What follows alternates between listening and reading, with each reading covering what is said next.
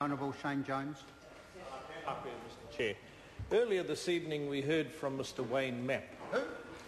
He came back into the House wiping the sweat from his brow. Rest assured it wasn't from any toil in his ministerial duties. It was from wandering around Takapuna, Northcote, on the other side of the Harbour Bridge, as he has become the cheerleader for John Banks. Now, sir, he has not been reduced to delivering pamphlets or handouts about this bill, but his speech this evening touched on the Māori seats. And before I get there, however, I must speak and register a protest on behalf of the insect community.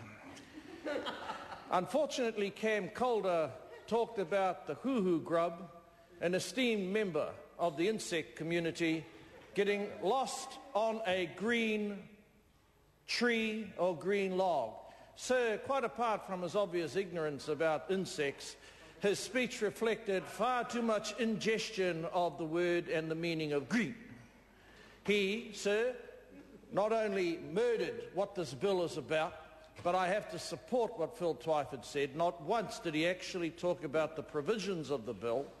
So I can only imagine he's gone to develop into whatever happens after a chrysalis that has been polluted by the predictable ideology that riddles this bill and what other sort of inputs that might pass for perfume in the animal kingdom that have been visited upon him. So we actually did want to see Māori seats. Admittedly, there's a debate in Māoridom. Should they be on the basis of mana whenua, of the actual tribes that originally belong in the Tāmaki Makaurau area, stretching up to the Kaipara, or should they replicate what we have here in Parliament? Now, sir, that's actually a very difficult issue to resolve because, on one hand, you have notions of custom and intergenerational entitlements that are rooted in kinship. And on the other hand, sir, you have the democratic franchise, which ought to be colour-blind. In our country, however, sir, we have married the democratic franchise to our tradition of respecting indigeneity and the seats, sir, that this House has actually enabled Māori to come and play a key role in this House. Sir, and the Minister had the opportunity to blend that into what has become the super city. And I think, sir, that there was an error made in the planning and the strategy of the Minister of Māori Affairs.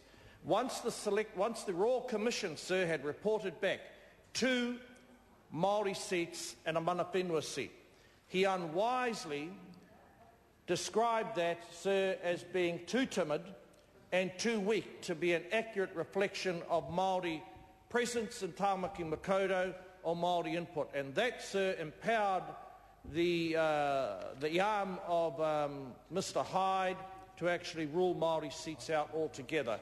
So it's not entirely Mr Hyde's fault. It is actually a fault of strategy and an exaggeration of relevance and, quite frankly, leverage that the Māori Party thought that they had. But, sir, at the end of the day, the Prime Minister had an opportunity to graft something into the super city legislation that would have shown that Auckland is a distinctive Pacific-based metropolis.